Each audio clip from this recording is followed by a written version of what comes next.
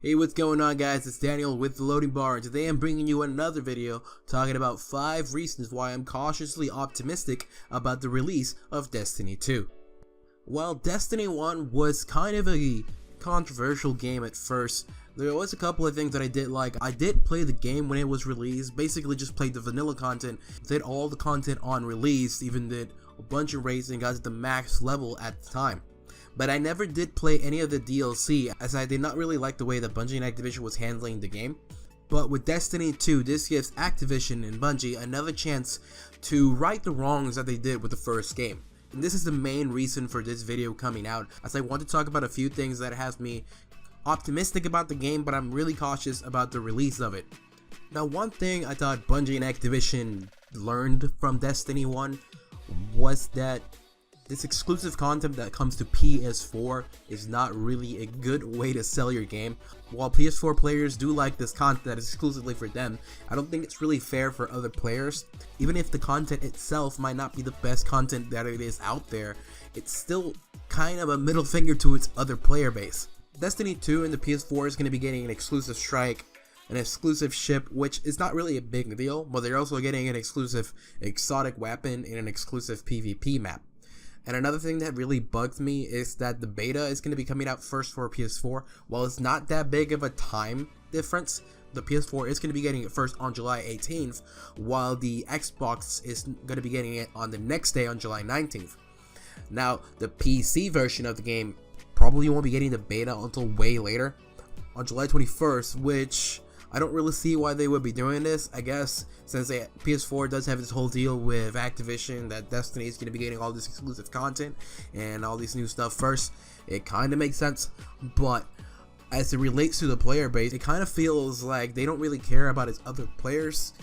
While I do understand that this is contracts between companies, if they had learned anything from the first game, they would see that the players don't really like these kinds of things. Now, I'm not speaking for the majority of the player base, but I do speak for myself. And personally, when I was playing Destiny back when Destiny 1 came out, I really did not like the exclusive content that the PS4 players got first. I felt like it excluded Xbox players. And now that we're bringing along PC players, this is going to be even more people that are going to be denied content just because the PS4 has some sort of contract that they get shit first. And I really don't like that Bungie and Activision are going in this direction again. Take that as you will. But on the plus side, it is more content. This is one of the main things that has me worried about the game. It feels like they didn't really learn anything from the first game, and going into Destiny 2 has me a little skeptical because of it. Furthermore, another aspect of Destiny 2 that has me pretty optimistic is the fact that Activision has stated that they are looking to make the story more cinematic and basically make it so that the game actually had a story to begin with. In Destiny 1, the only way that we really got any form of cohesion story were the scattered story missions that we got that I didn't think really fit together all that well, and the completely separated Grimoire card system that you had to get out of your game in order to view to learn story elements of Destiny. But in Destiny 2, we seem to be getting rid of completely of the Grimoire card system in favor of having the lore built into the game itself, which I think is a pretty good change and a really good direction that they're taking it. We have gotten confirmation that the game is going to be having a lot more story, so that's good. And I also, as we can see from the trailers that we have gotten so far, there seems to be more of a focus of the 3 main characters that they actually even had in Destiny, especially since there seems to be a focus on Zavala, Cayde, and Ikora, as we're going to be getting special missions for them in 3 separate planets, which I think is a really good way to go about this, as they're going to be adding a lot more story, but only time will tell whenever we get the actual game to see how the story will actually play out and how it will unfold, if it's going to be any good or if it's going to be more than what we got on the first Destiny. Next up, I do want to talk about PvP, as it is a very important part of Destiny to begin with. I was never really a big PvP player back when I did play Destiny, as I mainly focus on the PvE aspect of the game, playing raids and nightfalls and all of that with my friends. With the first game, PvP wasn't really all that balanced, and it didn't really get a lot of support from what I saw. We did get a few events with the Iron Banner and stuff like that, but they never really even added a rank mode to the game, and the balance of guns wasn't ever really there, in my opinion. With Destiny 2, we are going to be having some big changes coming to the game. We're going to be getting a more streamlined experience in the form of 4v4 PvP. Basically, all game modes are going to be 4v4s as opposed to 6v6s. How this is going to play out in the overall game, we're just going to have to see if people and players overall are really going to like this change. While I did play some PvP when I played Destiny 2, I mostly played stuff like duel, like 2v2s and stuff like that. So having a 4v4 mode be the only really big mode in the game, it's kind of a bummer in my opinion. I understand that they are going to be doing different game modes, but they're all going to be 4v4s. And again, how this affects the PvP experience, we have yet to see. Another thing that really is going to be affecting PvP and its balance overall is they're going to be adding this whole new weapon system. But before I really go into that, I do want to bring up the fact that PvP has affected PvE a lot ever since Destiny came out. Whenever we had problems with hand cannons and fusion rifles in PvP, they would get nerfed, and this would affect players in PvE. And I think the best way Bungie could go about fixing this problem is if they make the stats separate for PvE and PvP, so that, or just streamline all stats, right? So whenever you go into PvP, all weapons basically kind of work the same. I don't think many players would like this option. But I think if they kept stats separate, so we have PvP weapons and PvE weapons, although they're the same weapons, whenever you go into PvP, it would have a different set of stats as opposed to whenever you are doing PvE content. So that this way, it won't affect PvE players whenever PvP weapons are nerfed or whatever, since the Crucible and all that are always getting balance patches and all that stuff. Now back to the new weapon system. Previously, we would select from primary weapons being like scout rifles, hand cannons, auto rifles, secondaries, which were our shotguns or sniper rifles, and heavies, which were our rocket launchers and the machine guns. Now the biggest difference is that in Destiny 2, our weapon slots are going to be divided into 3 different ones, which are kinetic, energy, and power weapons. Kinetic is going to be pretty much our standard primary ones, which will have our hand cannons, our pulse rifles, auto rifles. Energy seems to be basically any weapon that has elemental effects to it, so this includes hand cannons and auto rifles as well. Basically, if they have solar or void or arc energy into it, they will be included in our energy slot. And of course, we do have our power weapons, which will be our big weapons. Now, how this will affect Destiny's 2 PvP, we have really yet to see. So this means you're going to be seeing people running around with hand cannons and auto rifles as their primary and secondary. How they are going to balance this and the PvP is yet to be seen, and whenever the beta does come out, I hope that we get a chance to have some PvP in it, so that we can get a feel of this new weapon loadout and how it will affect just PvP overall. Another thing that still hasn't come to us is the lack of rank play in PvP. So the PvP community for a long time now has been wanting rank to be included into Destiny. Now there is a lack of rank play, but this is on launch, and hopefully, as we have seen in other games, for example Overwatch, that on release didn't come with rank play and instead got rank later on in the game's life cycle. Maybe we'll get something similar with Destiny 2 by getting rank play after a few months of the game's release. As far as the PvP aspect goes, is that there aren't going to be any private matches on launch either. Now, this seems to be really odd to me, since private matches, I think, is a really big part of at least player versus player.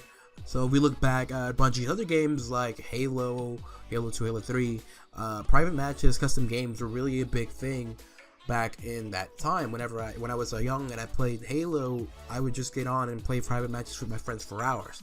If they were to include these kinds of things in Destiny 2, I think that it would bring I think that it would be very positive for the community for them to just be able to play their own private games without having to have basically public games with other players that you don't really know. But it's we'll just have to see. Another thing to keep in mind about PvP is that many think that PvP is basically 50-50 between PvP and PvE aspects, but we know, since Bungie did take a survey with its users, and basically the time played on PvP is very small compared to PvE. So there's really not, PvP is really not the biggest player base in Destiny, so we have basically not really a big incentive for Bungie to be making content for PvP, I would say. I still think that it's not a very good practice for them to be doing those kinds of things, as if they were focusing more on PvP, perhaps players will go and play PvP more if they see that it's getting more consistent updates and that it is actually being cared for, as opposed to it being completely neglected over PvE. As you can see, that's another thing that does have me cautious about Destiny 2, but there seems to be that there is some effort into making PvP better, as we can see by them changing the weapon system and adding a more streamlined play experience with PvP, making it all game modes 4v4s. Now, another big thing that I want to talk about is the new features that are going to be added into Destiny 2. Basically new ones. We have talked about a couple of them in our previous segment, mainly being the new weapon system, new PvP experience with the 4v4s, them adding more story to the actual game, which should have been there from the beginning. With Destiny 2, we are going to be getting some big new changes. For example, in Destiny 1, there was a big lack of clans in the game, but now we're going to be getting that added to Destiny 2, which is great. I am a fan of clans in MMOs and just RPGs in general, as it does create this community of players that get to play together. Back in Destiny 1, the only way you could kind of make a pseudo clan was by going to outside sources to be able to make player clans and stuff like that.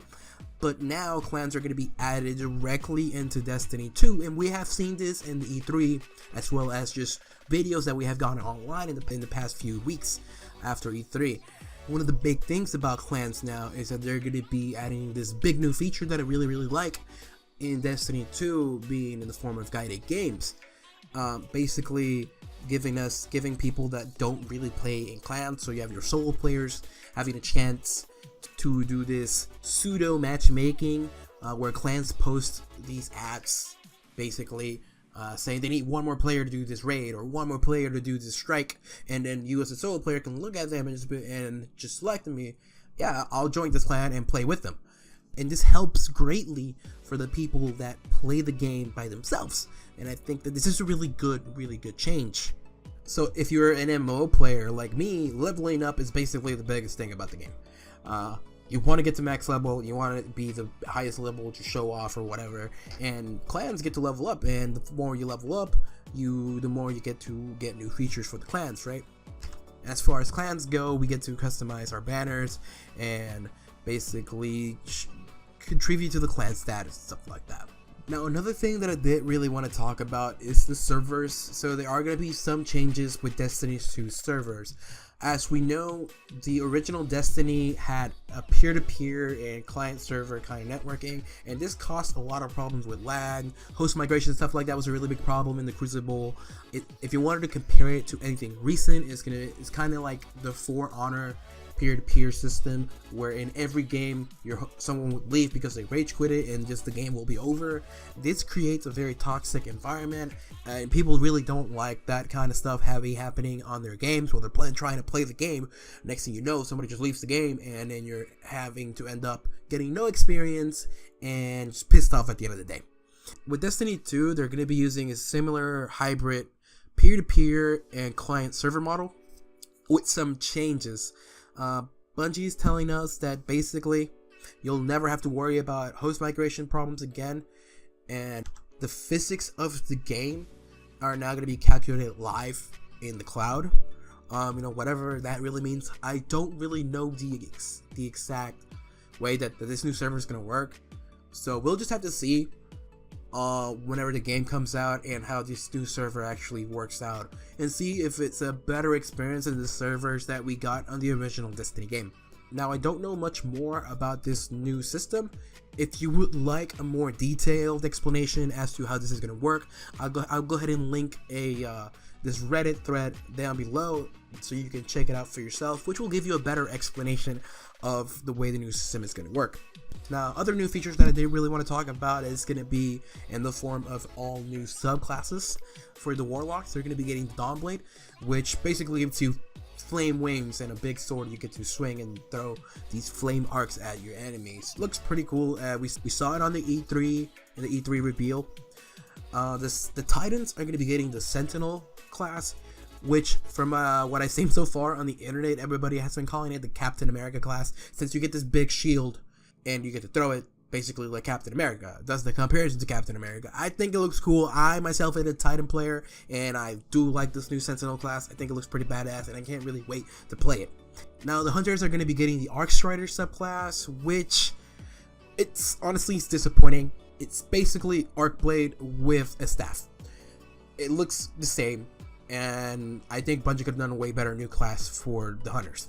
Now, we have gotten some news that all three classes are going to be getting all three elements, the Solar, Void, and Arc for all your classes, which I think is dope because some of the classes in the original game did not get all three of the elements. Another change that Destiny 2 is going to bring to the table is a new character perk system. In the original game, we basically had these columns which we could pick our perk depending on what we wanted, and it just gave us a lot of choices as to how we wanted to build our characters.